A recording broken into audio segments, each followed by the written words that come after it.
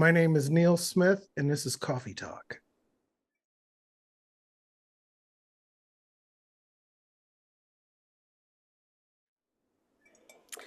Hi everyone, I'm Kim Perlak. I'm the chair of the guitar department here at Berklee College of Music. Welcome to another Coffee Talk. We're coming to you today from opening day at Fenway Park here in Boston, and you may hear some of the fighter jets going over the start of the ball game behind me, but we're here talking about guitar and drums and coffee today. We are joined, as usual, by Sheryl Bailey, our assistant chair. Hey, Sheryl. Hey there, I'm hydrating now, so it's That's important. great. And Ben Cody, our senior coordinator, is with us. Hey, Ben. Go Sox. Go Sox. That's right. And our special guest today is Neal Smith from Go the Yankees. department. Oh, uh-oh. Oh no, we're having technical difficulties. Technical difficulties. We may not be able to Go complete this interview. You never leave the team. Never leave the team. Hey, listen, maybe that'll light a little fire under our socks today. You know, to know that they've got the Yankees out there. Yeah, well, Could be good. Could be good for us. We might need it, Ben. So Neal, tell us about your coffee routine. Are you a fan of coffee? Like, actually, I am a huge fan, believe it or not. Recently, I just bought one of those Nespresso machines, and I feel like I've upgraded many things in my life. So, since I'm upgrading, I was like, I'm just going to go from regular, what is it, Mr. Coffee to Nespresso. So, every day I have cappuccino and, I wear my vest and I kind of celebrate myself with my cappuccino. I'm having cappuccinos now on a regular basis. So that's what I'm doing. I love that. I love that. And you are often traveling with Sheryl. Yes.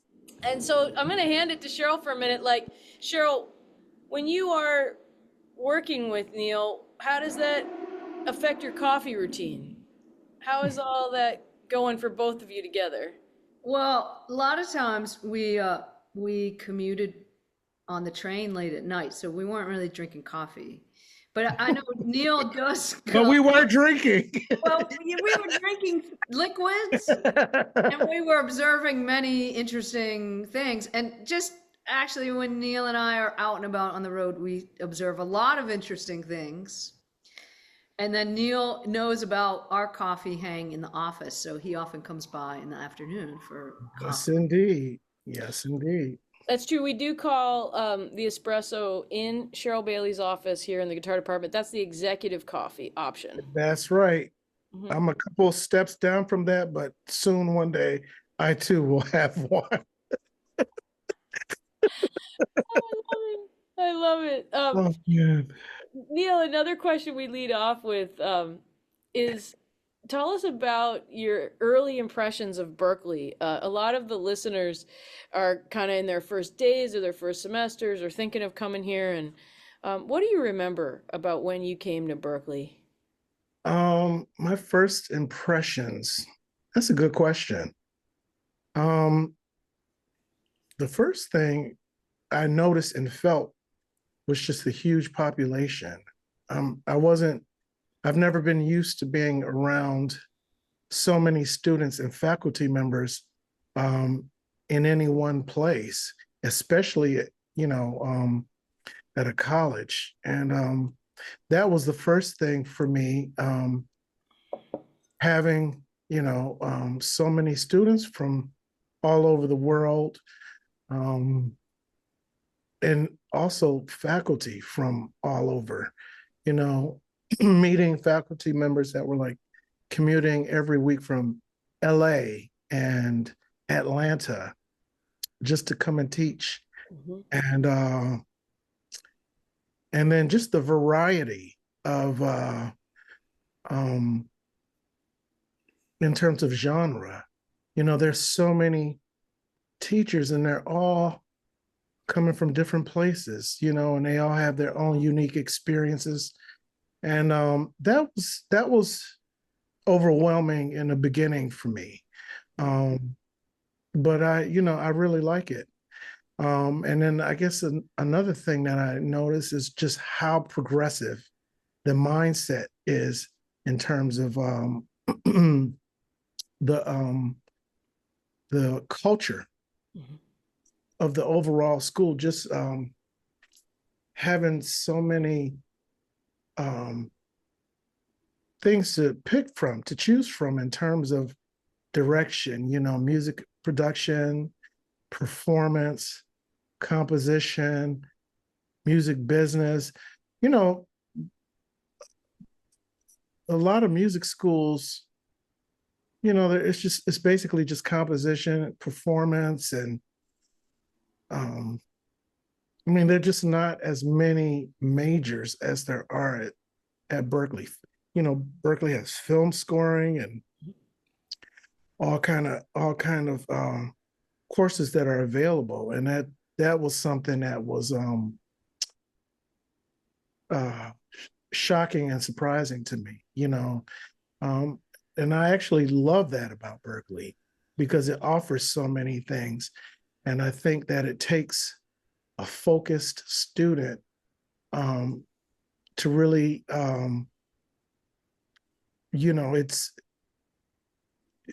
it takes a lot of, I think the student really should have an idea or concept of what they want to do before coming to a place like Berkeley, because I feel like if you don't, you could easily get lost in the shuffle in terms of just being a student for 2 years and having no idea what you want to do because there's so much in front of you and not really having a focus. Yeah. Yeah. That makes me think about just your approach, because I think as a player, you are a very focused player in terms of your level and your commitment and your practice. Yeah. And when you have students who have so many options, how do you mentor them to learn to be focused? Well, I feel like at the bottom of it all is, that word fundamentals. And regardless of what it is that you're trying to do, there's certain, at least in performance, or even if you're not a performance major, there are just certain fundamentals every musician should be able to do and to understand, whether it be dealing with harmony and melody, and rhythm, for drummers and percussionists. Mhm.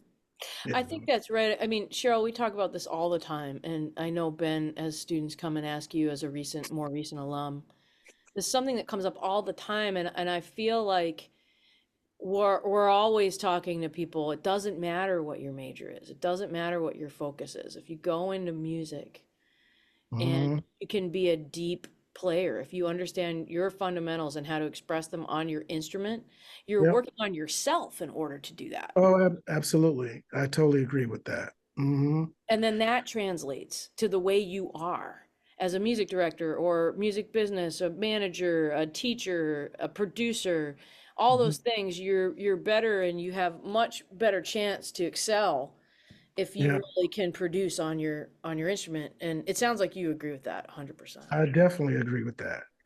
Mhm. Yeah, we all have, our students, you know, there's a large range in terms of geographics. We have students from all over the world, and they each have their own uh, individual experience. Mhm. Um, and then the levels, you know, some students play at a professional or semi-professional level, and then we have students that are pretty average or mediocre, and then there's some less than average students. But again, it doesn't matter where you are.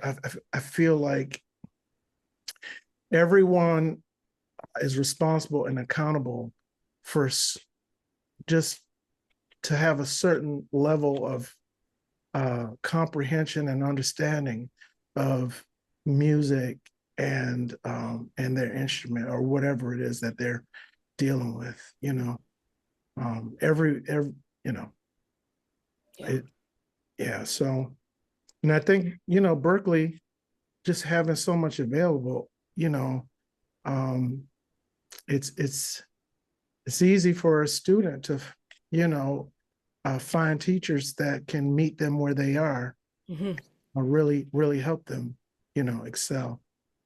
I think that's right. I mean, I think that Berkeley is kind of this unique school that honors a variety of entry points, which is what you're saying. Like, not Yes. everyone, in a lot of schools, like because of the way you audition, everyone has a very similar entry point, Right. similar level. But that's not true here because some people come in because their entry level of playing is super high, and other people come in because there's a potential that's seen in them Exactly. and an interest that could be honored by different avenues. And so it really is, when you're a faculty member here, you have to be one of the most versatile professors of music in the world. Extreme. You have to approach Hmm. everything with an open mind. Otherwise, I think the teacher is going to have a lot of sleepless nights, and I think that will then cause a lot of disinterest in the students. Um, I try to, I just try to do my best to try to accommodate and meet the students where they are, and it's challenging. You know, Hmm. sometimes you know, a student wants to deal with a certain topic or subject matter, and sometimes I don't know where to start. Hmm. Or they may talk to me, ask me something about let's say like some rhythms from Brazil or Cuba that I'm be unfamiliar with. It then challenges me to go out and get as much information as I can to come back to to try and help that student. So it's almost like a give and take, Hmm. and it keeps me on my P's and Q's, you know. I Yeah. do, and I feel like there are sleepless nights for teachers here Yeah. because you are constantly trying to figure out how you're going to work with each person. And All there's so the many time. students on your list. And I mean, I think what we've talked about, Cheryl and I, before, is that, because the entry points are so varied Hmm. and the goals are so varied, it really does make you feel like this is more like the world. Like, it's an introduction to a lifelong learning. It's Yeah, not that everyone ends up at the same place. Like, that's right. That's everyone's right. senior recital or everyone's capstone project is not judged the same. It's not on the same Yeah, plane because, I mean, we have certain standards that you have to meet. Everyone that's has to meet no matter what. And yeah. you've got to, your entry point determines how challenging those are to meet. And Hmm. everything is different because there's just this acknowledgement that we Yeah. don't all come to this with the same skills, and we all keep developing all the skills for the rest of our lives. I think that's honest to the world of music. Yeah, I completely agree with that. Yeah. Yeah, just college in general. I Hmm. feel like that's the case. Hmm. Um,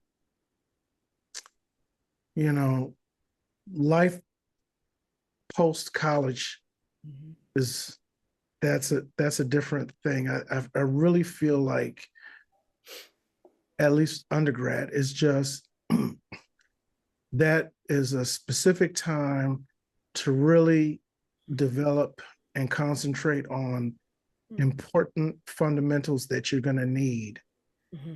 to navigate once you get out of school. I don't think that any one person is going to go to school and just how do I say this? Just get out on a scene and just shock the world because of what they learned in the last 4 years. I mean, this this is a lifelong journey, you know, and we're like on this grid system, 14 weeks, sessions, 30-minute classes, 1 hour classes, some 2 hour classes, you know, it's a lot of information in a in a short amount of time. And, you know, to understand all of that information is going to take a lifetime, you know, just to digest and, you're taking these theory classes and ear training classes and you're in your ensembles and you're getting feedback all the time. You know, I mean, a person won't really start putting things together until they are out of school and just doing it. That's when, oh, okay, I remember this. I remember, this from theory class. And then a lot of times, as soon as people graduate, I hear a lot of students, they always say, now I can go back and start reviewing all the stuff I did. Right. Because I didn't really have time to really learn the information and internalize it, Mm-hmm. Yeah. Yeah, I agree with that. I agree with that 100%. I know that happened for me. Yeah, definitely. So I want to talk about your playing because I've loved your playing for a long time, and you're welcome. And I love the work you do with Sheryl. And I'm gonna hand it to you, Sheryl, because I know you've got some good questions of sort of like that you have on your mind for Neal about like what informs your perspective here that you've shared as a teacher, like from you as a player. So Sheryl, take it away. Yeah, I mean, there's so many things because Yeah, there's so many things because as much as I've known Neal a long time, and there's so much joy and friendship and laughter in all of Neal's relationships. The seriousness for the music is not lacking. And that's why we love to have you around on the gig, is because we know the music is going to be right and we're going to have a good time.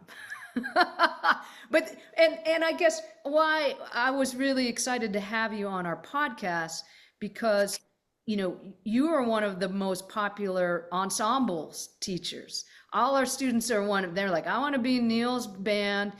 I pay them. All you have to do is pay them. No, if you pay them, it works. No, that's not true. They're there for well, for these things that you talk about the fundamentals, right? I know you as an educator and a player, everything you do comes from those fundamentals. Mm-hmm. But on your instrument, but also in business as well. And I know you do so much extra for your students in terms of when you have ensembles and you take them to New York. And I think this is something like Kim and I are always talking about, is this sense of respect for the music, respect for the musicians, and developing that as, you show up and the music's right, and you show up and these other aspects are right. And that, you've built your career about that. So I was curious, I'll hand off to you because, you told me the story. You were just won a Grammy for the Monty Wins. Congratulations. Thank you. Now I had to get a sub on a gig because of that. We let you know Hollywood. She's taking notes, like she's writing that down. Like I know. You got a Grammy. You can't let Hollywood on us. Yeah, you might have to bring us coffee for that. Listen, we can't drink. We can have Sheryl's coffee. We could drink it out of my statue. Oh, we're drinking out of your Grammy. That's smart, Sheryl. Look out! Look out! So the story that you told me was your relationship with the leader of the Monty Winds. It went back to when you were in high school. So you were obviously displaying and demonstrating those Mm. qualities then. And that relationship took all these years fast forward. And this is kind of stuff Kim and I are talking about, or with our students, you know, like this is how you build things. So I would Yeah. love for you to talk about that a little bit. Well, one thing I will say is relationships are extremely important. They're extremely important. You know, sometimes we're in situations, um, you know, challenging situations. Maybe there are disagreements in an ensemble, or sometimes you might be in a situation where you're just not feeling, I don't know, what's going on around you. But I think there's a proper way on dealing with that, a mature way, and in terms of making good decisions. Um, you know, it it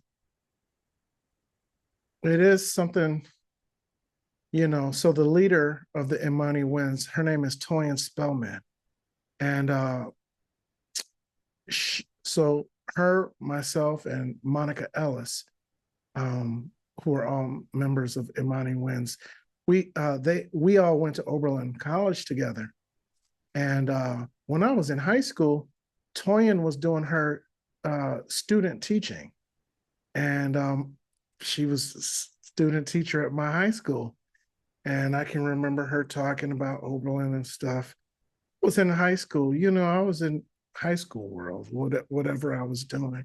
But I just remember, you know, having conversations with her with regard to college and stuff like that. And, you know, you just, you know, just normal conversation. There was a student teacher friendship. Um, and then, you know, 2 years later, I'm a student at Oberlin. My first year, I went to Cleveland State, and it was okay. I transferred because I realized that I needed something else um, for myself. And so I transferred and I went to Oberlin. And I can remember the first week of school seeing Toyin, you know, at the school. And she was like, "Oh my God, you're here," you know. And, you know, we became friends in school. And, you know, from there, I mean, Oberlin has a really small music program. So everyone knows everyone, you know. And I don't know, I had a great time in college. It was very intense for me. It was a very intense program. Um, but I can just remember, you know, having dinner with Toyin and Monica, and I would go to their concerts. They would come to my concerts. And then years later, we're all living in New York City, right? And, you know, we're all just trying to find our way and do whatever. And then about 10 years ago or so, I get a call, you know, from Monica and Toyin, you know, with regards to playing some concerts with their ensemble. And, you know, I was available and I was interested because these were my friends, they're real friends, you know, good friends. And it's interesting just how things work, you know. Um, they have a lot of different projects going on. And they used me on several of them, you know, and you don't realize how fast time is going by. It's like, I mean, that was like 10 years ago when we started playing. And then, you know, 10 years later or more, you know, we do a recording. And then like 4.5 months later, we get this call like, "Hey, you're in the Grammy pool." And I remember being like, "What?" You know, um, and then the whole thing, you know, things happen and we won and so forth. But you know, when I think about my